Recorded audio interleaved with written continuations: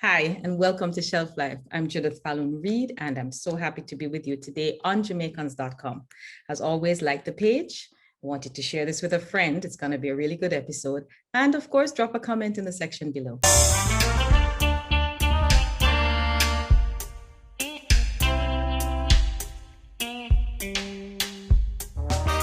Welcome again to Shelf Life. This week, I have the great pleasure of welcoming Diana McCaulay.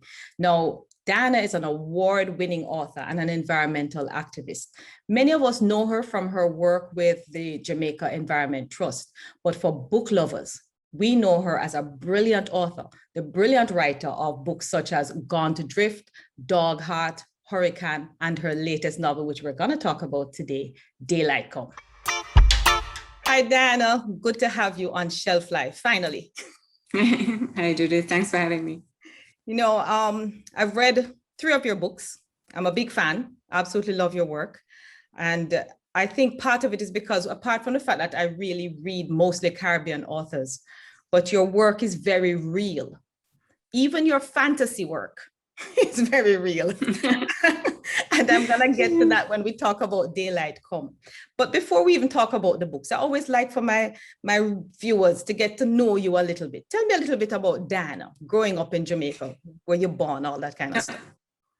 Okay, so I was born in Kingston, Natal Hospital. My family actually comes from rural Jamaica, though. But my grandparents moved to Kingston, you know, as part of my grandfather's transport business. And if you're older, you might remember McCaulay's country buses. That was my family. Yes.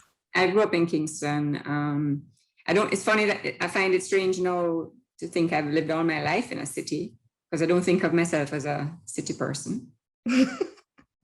But I was fortunate that my parents liked the outdoors. So I grew up, you know, going to the beach, hiking, on the sea. My family was kind of seagoing. And I think that is what gave me my love of the outdoors, Okay. you know. But mind you, I have 2 sisters and they had the same experiences, and it didn't kind of have the same impact on them, you know. Yeah, so it's not a very simple thing that you can say, you know, experiences outdoors translates into love for nature. Not as simple as that. No, it's not, because of my family. I'm the outdoors one, and right, we all grew up running around in the outdoors. same. Yeah. So I mean, I went to school in Kingston, St. Andrew High School, and got married very young, and so didn't go to university at the time, and actually went back and did a management degree. In fact, my first degree is in business, in mathematics. So I like to say I've lived my entire life backwards, because I've done everything at the wrong time. In a sense. Well, we're kindred spirits then, because I kind of lived mine backwards too. Yeah. And I always wanted to write. It was my earliest ambition. I was a reader from very young, a voracious reader. But, you know, it really took me until I was, I think, over 50 to actually do what was involved in writing a book, sending it out, revising, you know, before I actually published my first book. So because it's quite a process. Yes, and quite a process. There is a lot of rejection involved. At whatever stage of your career. Don't think that you get to some point and then you don't get rejected anymore. No matter how successful you are, you still get things that you've written and sent out rejected. Wow. You have to wrap your head around that. That's hard to wrap one's head around, because, as you say, especially as somebody who writes myself and knows how the rejection thing works, you kind of expect that you get to a certain point where you have these very successful books and rejection ends. No, it doesn't happen. In fact, I saw a post from Bernardine Evaristo, who won the Booker Prize last year. Yeah, she posted on something that she'd been commissioned to write, and it was rejected. Wow! So there's a Booker Prize winning novelist. You know, it's 7 or 8 books behind her, and tremendous success, and she still got rejected. So you have to wrap it. All right, I feel a little better now then. Yeah. Feel a little better when I get rejected, knowing that even my Booker Prize winner is being rejected. And then latterly, I'll just say, I sort of noticed all the sort of areas I'd loved as a child being destroyed. And that's what led me into my environmental life, which started in about 1989. So I've been doing it for over 30 years now. And we know you as not just a writer, but as a serious environmentalist, not somebody who loves the environment like me, but a serious environmentalist. And we thank you on behalf of planet Earth and those of us trying to save it. We thank you. I get very annoyed by these missions to Mars. I'm like, what the heck are we doing at Mars? After we've ruined Earth, what are we doing looking for somewhere else to ruin? It just, I can't wrap my head around this whole Mars thing and this obsession with Mars, and until the little people come down here and tell us to stop, I think we're going to keep doing it. But anyway, that's a conversation for another time. I really want to talk about Daylight Come, but before I talk about Daylight Come, I want to touch a little bit on Dog Heart, because Dog Heart was the first of your books that I read. I've read Dog Heart, Hurricane, and Daylight Come. And Dog Heart touched my heart because, and it's even more relevant now too, because Dog Heart was kind of based on Dog Paw, who was just recently released from prison on appeal. And when I saw that, I thought of you and I thought of the book and just how that book talked so much about the social ills of Jamaica. Dog Paw's release. First of all, how much of that book is based on truth? So all fiction has its basis in something that has inspired the writer to write about it.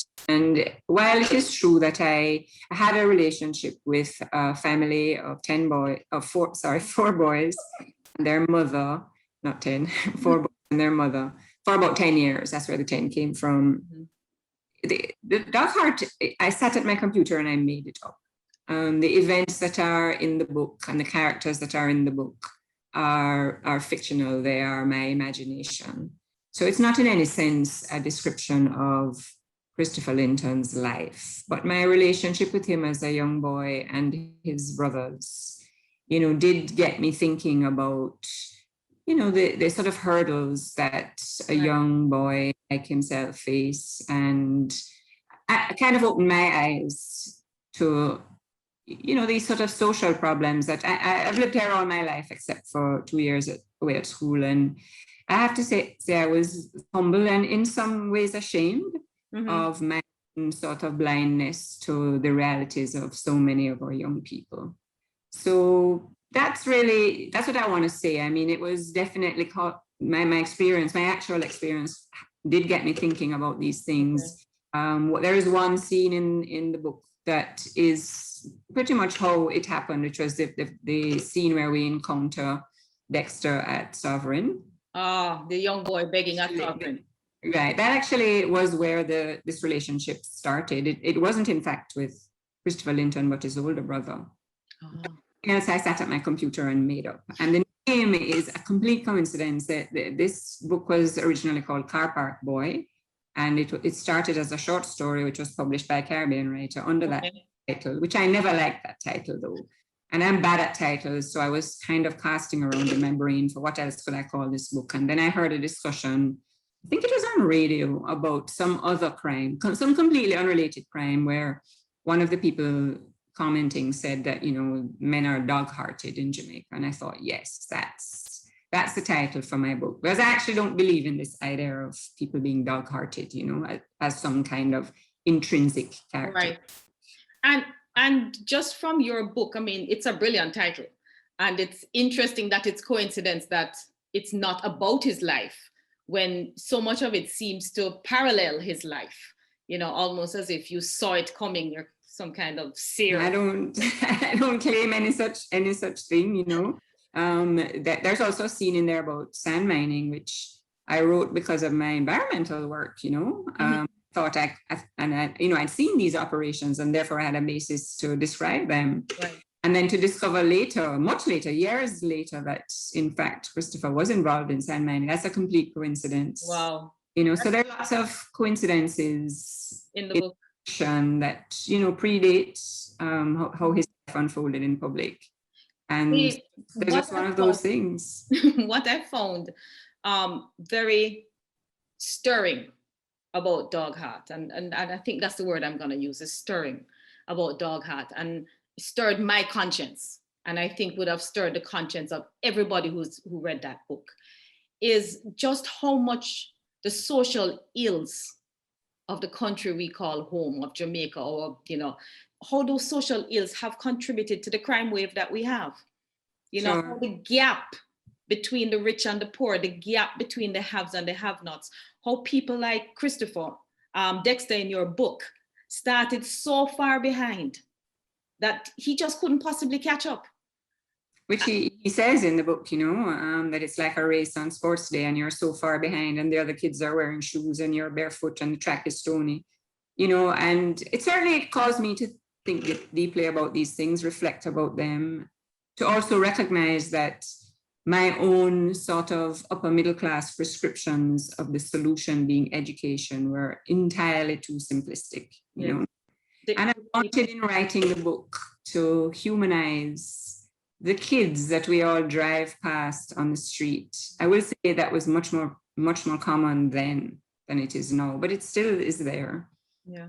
And ask us to reach into our hearts to try and, imagine the life circumstances of these kids and find some compassion and empathy for them. And you really achieved that with Dog Heart, was getting to, because it's easy to look at a criminal. Honestly, it's so easy to look at a criminal and say, him dog-hearted, man, him cold-hearted. But we rarely stop to think of what brought him there. Why is he like that? And although this conversation is mostly about Daylight Come, which I'm about to get to, I really wanted to talk to you about Dog Heart because it's one of my favorite books. Thank you. It's one of my favorite books in general, not just of your books, but in general. And it is because it really, really pulls you apart. It really, really does. Because on one hand, you feel like, oh my God, this criminal. And then on the other hand, you feel so sorry for the circumstances that created the criminal that we're looking at. And I think that if we had more of our people who make policy reading books like Dog Heart and understanding that, listen, the policies that we're making, it can't just be about arrest and lock up and throw them in jail and leave them there. It cannot just be about that. Not everybody can be rehabilitated, but most can. Yeah, if the social conditions are different and if whatever interventions are made come early enough, I do believe that. I believe. The thing I would like about that is that I have rarely talked about the sort of experience I had with these 4 boys, because I did not want to sort of use that as opportunistic book promotion, if you know what I mean. I mean, there was that opportunity, and I didn't want to do that. But at a point in time when Christopher was arrested, I was very disturbed by the commentary about, his so-called dog-heartedness and this sort of, way we regarded this young boy who I had known. And that is what really, influenced me to talk about the experience I'd had, because I wanted to say that, this boy who I met when he was, I don't know, about 10, maybe 9 or 10, he was a loving, lovely child. And something flipped that switch. Years of... I wanted to say that. I wanted to acknowledge that, so that we could have a more nuanced discussion about life of somebody like Christopher. Well, that was good. You really, really achieved that. So let's get to Daylight Come, because... Whole different problem. Whole different problem. And one that you are uniquely qualified to address as a serious environmentalist. I'm an environmentalist, but I'm not the serious environmentalist like you, who studied and who have spent years and years of your life fighting to save this planet that we live on. I'm one of those people who follow the work that you do and follow the work that other people do. And I had the absolute privilege of going to Antarctica in 2007, being the first Jamaican woman on record to go, and just seeing for myself what a wonderful world this could be if we could breathe fresh air, like truly fresh air without all the pollutants. And so Daylight Come is a fantasy, but as with everything else that you do, it makes you stop and think, that could this fantasy become a reality? So just give the synopsis of Daylight Come, because it's better you do it than me.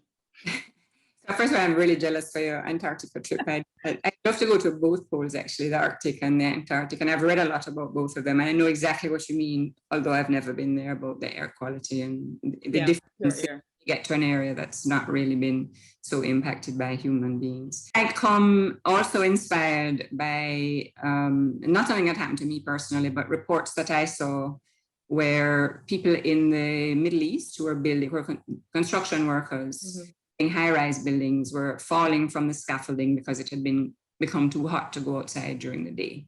Unreal. And I was aware at the time when I saw these news reports. And when I came home, I started to think about it in a way that you do when you're sort of wanting to know if an idea is going to become a novel, not all of that.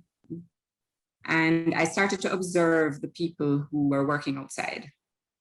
This is something that's backdrop to anybody that lives in the Caribbean, you know, but if you really start to pay attention to it, you realize how much of our lives take place outside. Yes. You know, the security guards, I looked at the people constructing roads, farmers, people selling at the side of the road, open air market.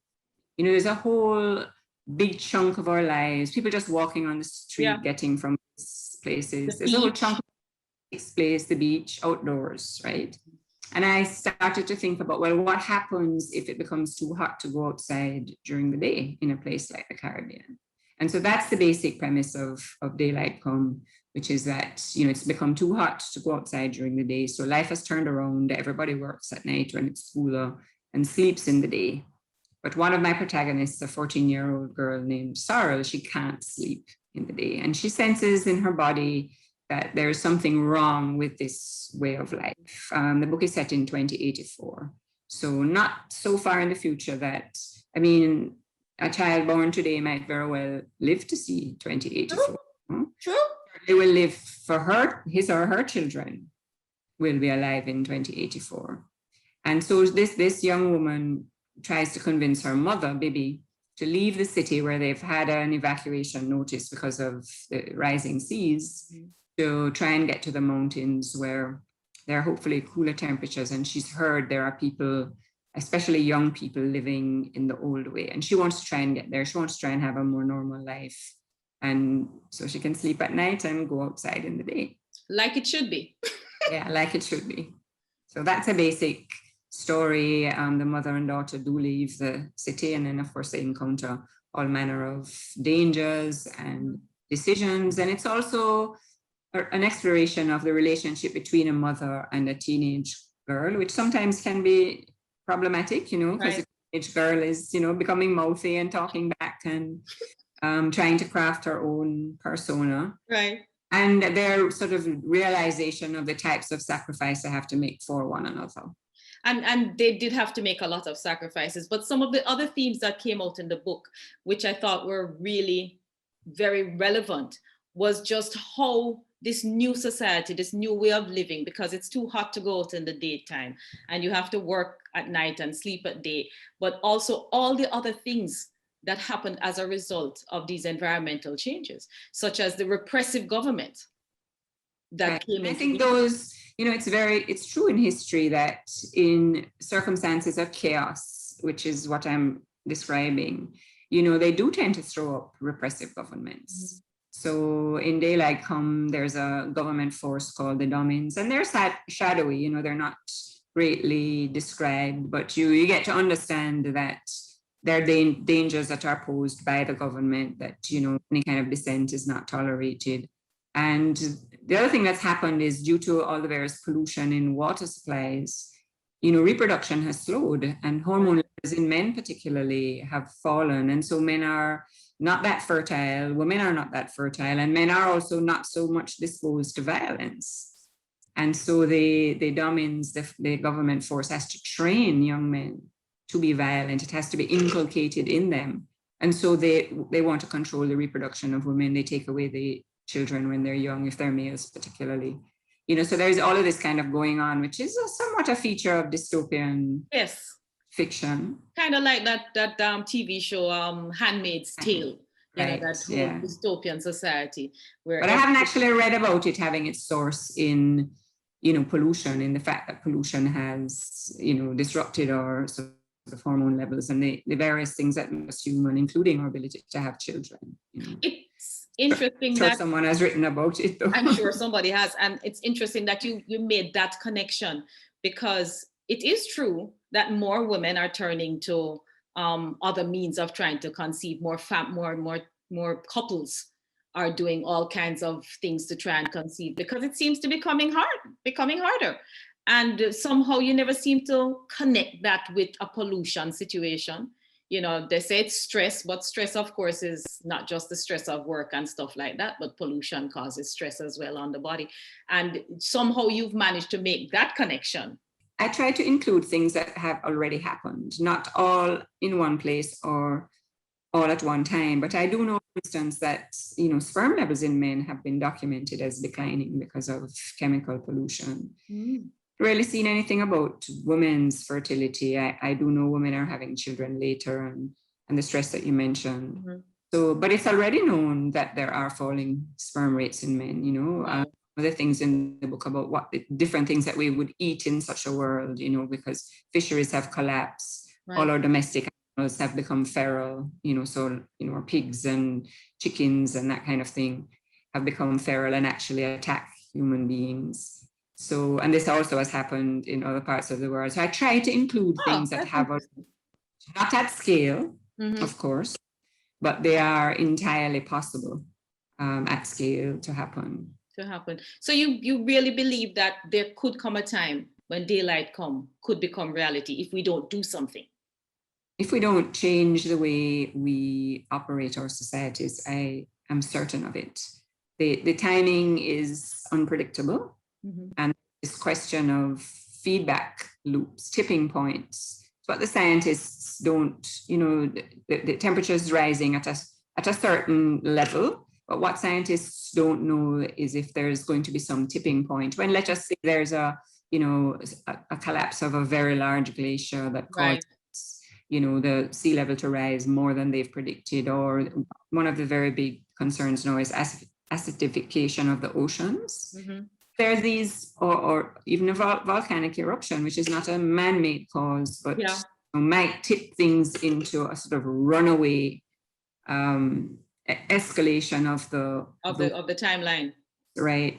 So we don't know about things like that. And I do feel if we don't radically reorder the way we develop and what we regard as civilization, we will face a world like daylight come. Wow. And the world like daylight come was very scary. Can I tell you, people, very scary.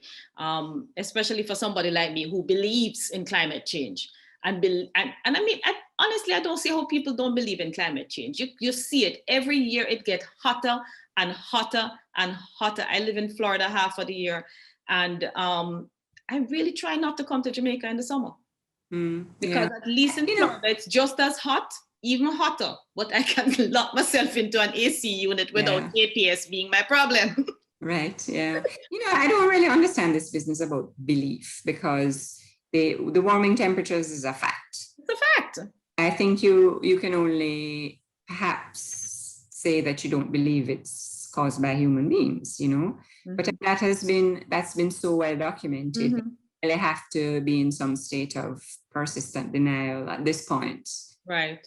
To understand that, yes, temperatures are warming. Yes, there are going to be these very serious impacts, and it is human activity that is the main cause. So what do we say to the people who, and this is still on daylight come, but not, what do we say to the people who say, well, it's just a cycle. We had the ice age, we're going to have the heat age, then the ice age is going to come back. It's just a cycle.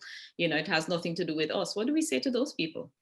Well, it is true that there have been, sort of cycles in long-term climate, which, I make the distinction between weather, which people and climate to conclude, right?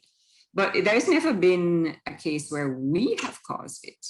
No, you may stand in a position that, well, it doesn't really matter who causes it.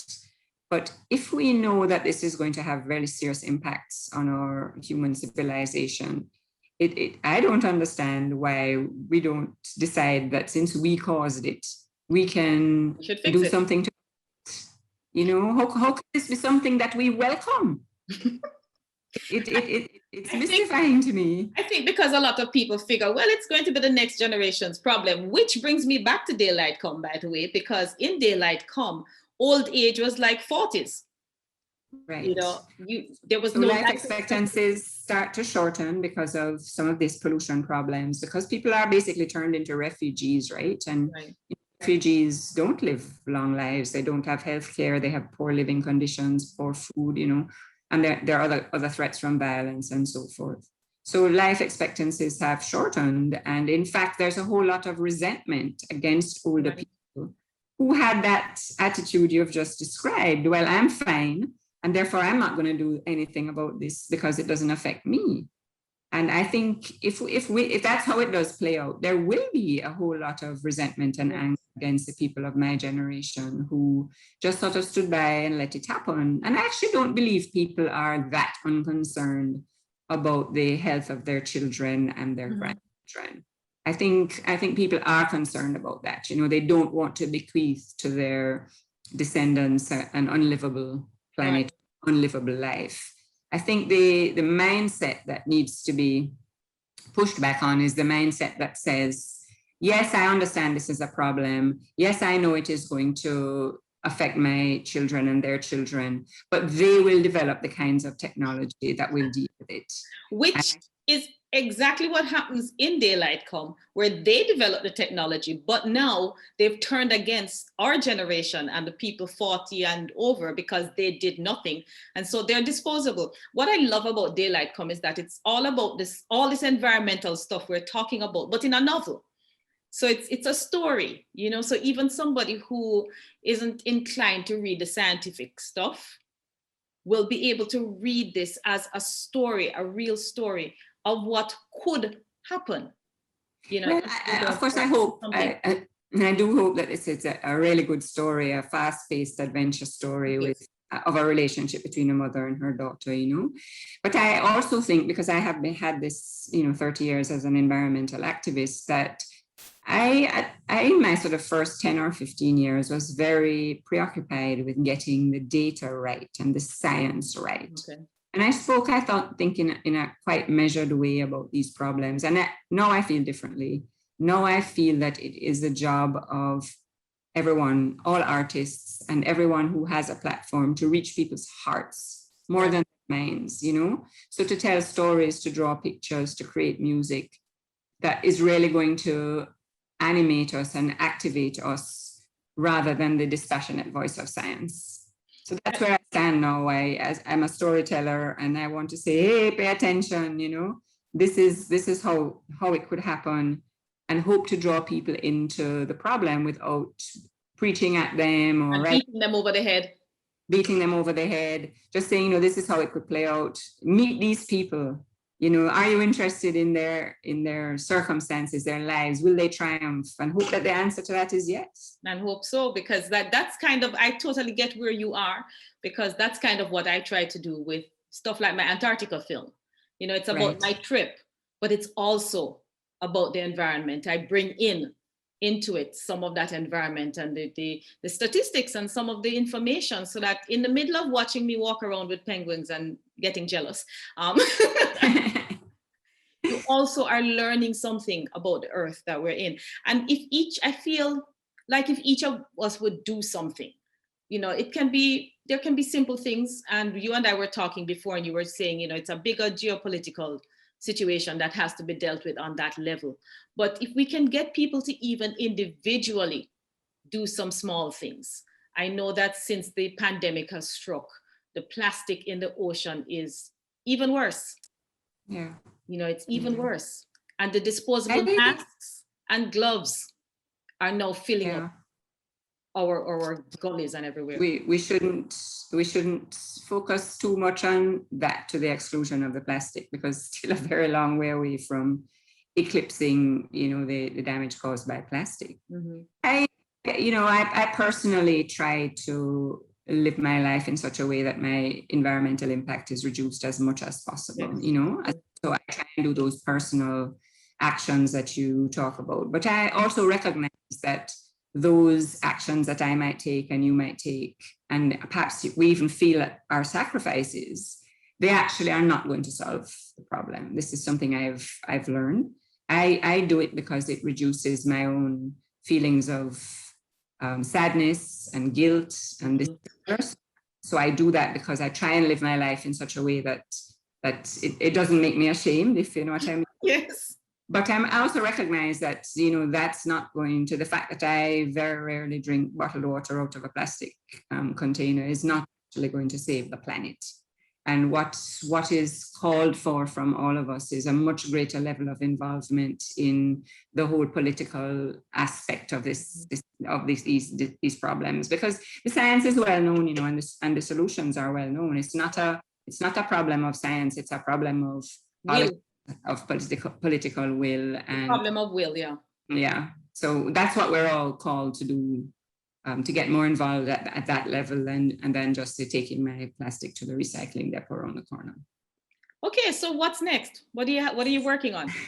So I put down fiction for a while, because since about 2014 I've been working on a memoir / creative nonfiction on my own environmental journey, and I've been really making heavy weather of it. It's gone from being an essay collection to being a memoir, back to being an essay collection. But I decided, Jet's 30 years old this year, so my own involvement is 30 years. I thought it's time to really decide if I'm going to publish this. So I've been working on that. And because of this, sort of some other things happening in our society, I've included the intersection of race and with environmental activism. This is a very sort of touchy subject to write about, especially for me. But I think it has to be faced, how so many environmental activists, and especially in the Caribbean, are light-skinned privileged people, in what way have we failed to engage with and involve, people who are not from our social class, and, if that's been a failing, how can it be addressed? And the book is structured around my own childhood experiences with places, right, and then later attempts to get those places protected from various kinds of impact, tourism, mining, whatever. So I'm still working on that. I'm at this point not sure it'll see the light of day, but that's what I'm working on. No, it has to see the light of day though, because we rely on. It's a scary book to write. No, but the work that we leave behind as writers, as filmmakers, as creative people, artists, anybody in the creative industry, as the work we leave behind is the work that's going to help the change coming up. So it has to make the light of day. You've spent 30 years working on the environment in Jamaica. We all know you from Jet, and so you have to leave that behind. You really have no choice, I must tell you. That's what I'm working on right now. Yeah, you have a duty. You have to leave it. I hear you. You have to leave it. You have to teach your sensei. So, Diana, it's been great talking to you. I look forward to when that book comes out, whenever that is. I look forward to chatting with you more another time, where I know we're going to meet up on a couple of other forums, environmentally and otherwise. And it has been great. It has really been great. And I've really looked forward to this. Folks, listen, you have to check it out, okay? She's Diana McCaulay. The specific book that I want you to read is Daylight Come. This can happen, people. It's a novel, it's a great novel, and it's a great novel for, what I like about it too, is that kind of like that tween. The tweens can read it. I had to learn that term a few years ago, the in-betweeners between teenage and older teenage and adults and preteens and all of that. It's a book that really talks about what could happen. The adventure is real. The dangers in there are real, and the outcome of the book was good. It was good to the point where it reached. Like I can actually see more of this book. So that was actually my thought. When I wrote it, I had envisaged a sequel. Yes, I can see the sequel. I can see. Where you left us is like, okay, we're here. What next? So I'm looking forward to the sequel of Daylight Come as well as the book about your environmental journey. Ladies and gentlemen, Diana McCaulay, Daylight Come. Please go out and check it out. If you have any any interest in what happens to us on this planet and not Mars, if you have no intention like me to go live on Mars, then you need to check out this book. Thank you so much, Diana. Have a great day, and I'll catch you again. Thank you, Judith. Thanks for your support. Walk good. You too. That was simply a wonderful conversation. Thank you so much, Diana. Thank you, viewers, for watching. I hope you enjoyed it. Thank you for being with me again on Shelf Life. I'll see you again next week, same place, same time, and we'll see what else I have hanging out on my shelf.